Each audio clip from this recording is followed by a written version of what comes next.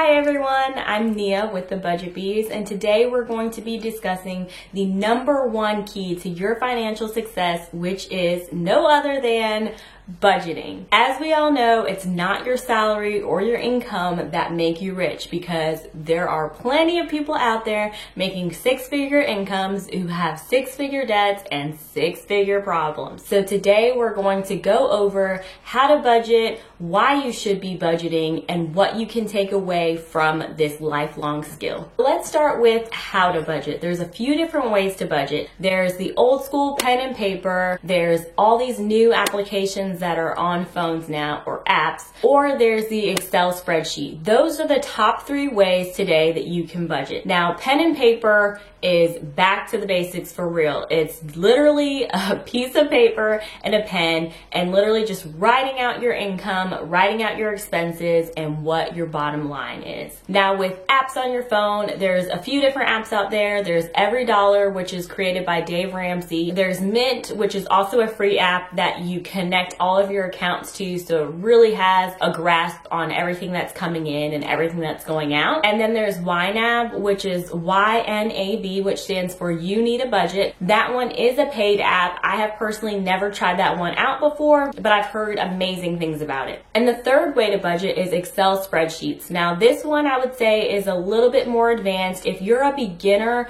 in budgeting, I would stick to one of the first two that I mentioned, which is pen and paper or an app on your phone. Now, the way I personally budget is I use the Notes app on my phone. So it's kind of a combination of pen and paper and an app, because I'm using an app, which is the Notepad app, but it's basically really broken down to the basics. I write out my income, and I write out all of my expenses, and I write out how much I'm going to be saving at the end of every month. Now, when we were paying off debt, that bottom line number was how much was going towards debt, and that is really the goal every single month. So the goal is determining what you have left over so that you can either pay it towards your debt, or you can save it towards a goal. Now, if you do not have enough income to cover all of your expenses, stop right there. You're either gonna need to do one of two things. You're gonna need to figure out how to make some more money, or you're gonna need to decrease your expenses. And that is the whole point of budgeting, because some people are going in life and they don't know how much income they're making regularly. They're spending all their money, and if their checking account is empty, what are they doing? Swiping their credit card. So they're living above their means. And that is an extremely dangerous cycle. It gets you into a lot of debt, and it's just not healthy for you or for your finances. Don't overcomplicate budgeting. Budgeting, in essence, is an extremely simple concept, and honestly, it's a lifelong skill. It's something that you are not going to just start today and stop doing once you pay off your debts, or stop doing once you get your house down payment. Budgeting is something that you're going to do for the rest of your life, so get started now and make it a habit. It takes 21 days to make something a habit, so stay consistent and do what works for you. So if you're finding that the apps aren't working for you, personally, they do not work for me. What's stuck with me for over 3 years now is the Notes app, and if you follow me on Instagram at The Budget Bees, you will see that I show you line by line exactly how I budget. You can do the same thing, see if that works for you. But whatever works for you, whatever sticks, is what you should continue to do. Don't worry about what things people are selling. I personally sell an Excel spreadsheet, which is more advanced, and it's an annual Excel spreadsheet budgeting tool. However, do not be tempted by those things because they're shiny and they're pretty. If you're not at that level and you are just getting started, seriously, go back to the basics and start tracking your income and expenses for the first time, and I will tell you, you will probably find some surprises in either your expense category or your income. You might say, oh crap, I'm not making as much as I thought I was making. Or you might say, oh crap, I'm spending way more than I'm making, or way more than I thought I was spending. Because when you mindlessly spend, especially online, it really starts to add up. So staying consistent is key to budgeting, but how do you stay consistent? You stay consistent by determining a strong why. Why are you doing this? Are you doing this to change your family tree? Are you doing this to set yourself up for future success? Are you doing this because you want freedom? You want to be able to have 6 months of expenses saved up in the bank so that if your employer says something you don't like, you can chuck the deuces and say, bye, I'm out of here. I got 6 months in the bank and I don't need you. Whatever it is, make sure you write it down, and you might even want to put it at the top of your budget so you remember why you're doing this. If you have a kid and you want better for your kid than what you have right now, or maybe what you grew up with, all those things are extremely strong whys to keep you motivated throughout this budgeting journey, because it's extremely important to stay motivated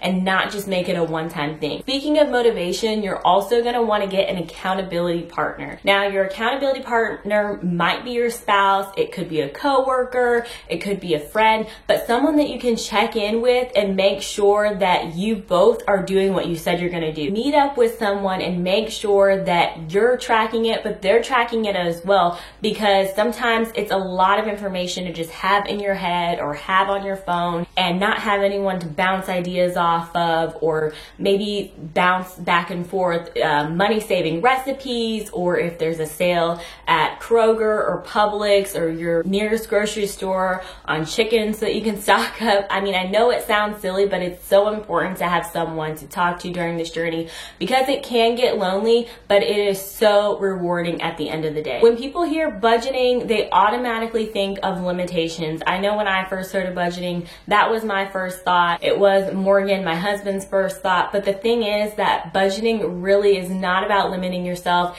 It's about making room for your priorities.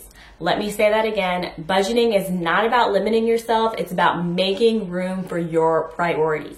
Now, what are your priorities? If you go to McDonald's on your way home every single day after work, but one of your priorities is fitness for the year 2020, you're not following your priorities. So it's just another reminder that, hey, not only do I want to get my finances on track this year by not spending this money at McDonald's, but I also have that other goal. If you prioritize going out to eat once a week with your spouse, put that in your budget. Don't leave any of that stuff out. Another tip for budgeting is put a buffer into your budget. Our personal buffer is around $250, and the reason why it's that much is because that's been our average oopsie on a monthly basis. There's going to be things that come up in your life that are not budgeted for. They're going to happen, and you don't want that to throw you off track. You don't want that to be the reason why you give up on budgeting. You want to stay motivated. You want to keep propelling forward. So don't give yourself another reason to fall off the tracks and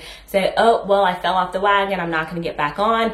That's why we put that little bit of miscellaneous money in our budget, so that way we have that cushion to know that if something comes up that we didn't budget for, it's going to be okay. The other tip there is what's called sinking funds. So sinking funds are kind of like the oopsie funds, but they are for items in your budget that are inevitable. So for instance, car maintenance. You know that your car is going to need to be maintained throughout the year, whether that's an oil change, whether that's new tires, new windshield wipers, whatever it is. So go ahead and set aside $50 or $100 a month towards that car maintenance fund, so that way when you go to the tire shop and they say, oh, you need all new tires and it's $500, you might have half of that already saved up. You might have the whole thing saved up. It really keeps you on track to get to your goals. So things like car maintenance, things like your pet, where you're gonna have to take them to the vet on a regular basis. Things like Christmas, same time every single year. If you have kids and you usually spend $1,000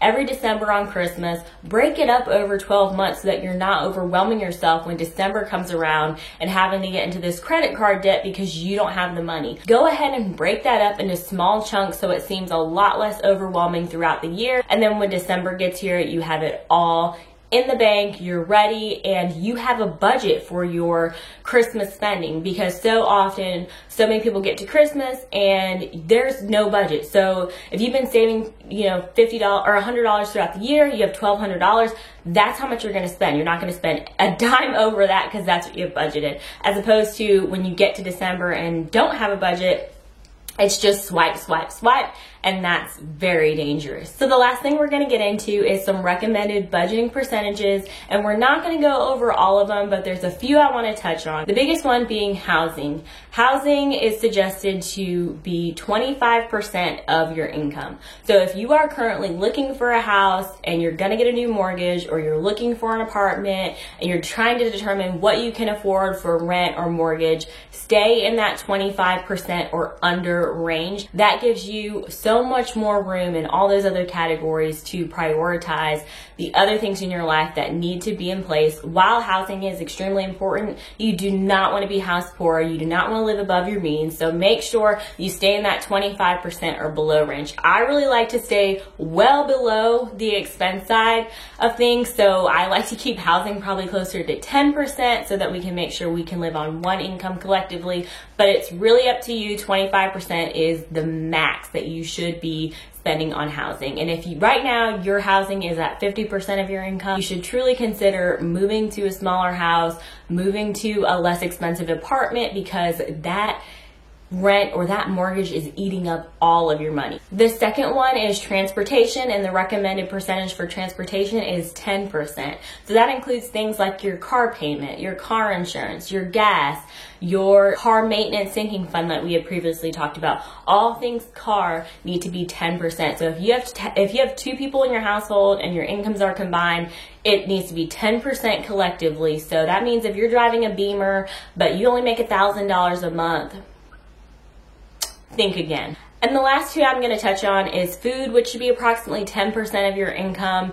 Food is one of those that it can be so hard to spend more in food than you have budgeted, but this is a great way to know, okay, about 10% is my max that I should be spending on groceries every month. I don't count going out to eat in the food category. To me, that's solely groceries. Going out is more of like a fun, entertainment expense more than a true food expense. Like when it comes down to the bare bones, if you need to go to the grocery store, this is what you need to feed you and your family. The last one I want to touch on is savings. So this recommended saving percentage is 10%. However, I recommend going as high on this one as you possibly can. So unlike the other ones where I suggest reducing them, this one I suggest going all out. If you can save 50% of your income, that's awesome. Really shoot for the stars on this one. However, 10% is the minimum that you should be saving.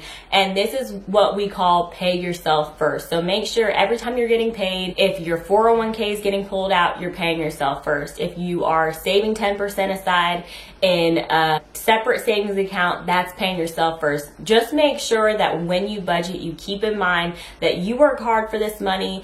Your money should first go to yourself before you even pay your bills, because you worked hard for this money. You deserve it. You earn it. You might not be using it today, but you will thank yourself one day. You will thank yourself not only for saving money, but to close out this video, you will definitely thank yourself for learning how to budget, learning this lifelong skill that so many people do not do. However, it's the #1 key to get your finances in check. If you enjoyed this video, please give it a thumbs up. Make sure to subscribe. We post a new video every single week, so if you enjoy this content and want to see more, please let me know down in the comments, and I will see you all next time. Bye.